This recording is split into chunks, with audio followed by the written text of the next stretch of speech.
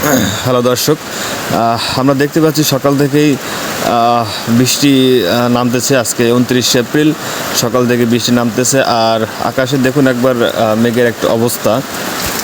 আসলে কৃষকরা খুবই চিন্তায় আছে। সোনালী ফসল দেখতে পাচ্ছেন মাঠ ভরা, আর আকাশে প্রচণ্ড মেঘ।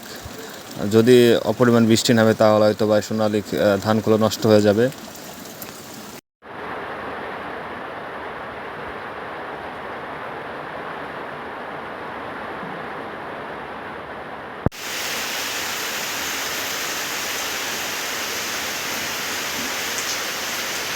আজকের আবহাওয়াটা পরিস্থিতি দেখে ভাবলাম যে একটা ভিডিও না করে পারছি না। আর আমরা মাদারীপুরবাসী খুবই বিপদের ভিতর দিয়ে আছি। দেখতে পাচ্ছেন, আমি দেখালাম যে সারা মাঠ সোনালী ধানের ক্ষেত। তো এইটা যদি আমাদের নষ্ট হয়ে যায়, আমরা কৃষকরা একেবারেই মানে মরে যাওয়ার অবস্থায়।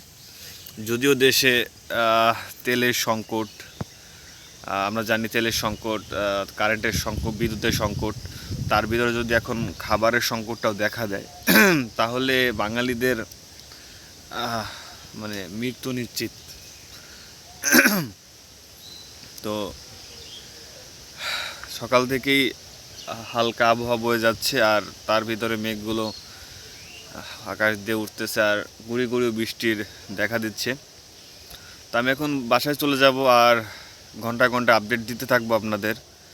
তো আজকে পর্যন্তই, মানে আজকে বলতে এখন এই পর্যন্তই। আবার একটু পরের আবহাওয়াটার আপডেট আপনাদের দিয়ে থাকবো। আমাদের সাথে থাকুন, ধন্যবাদ।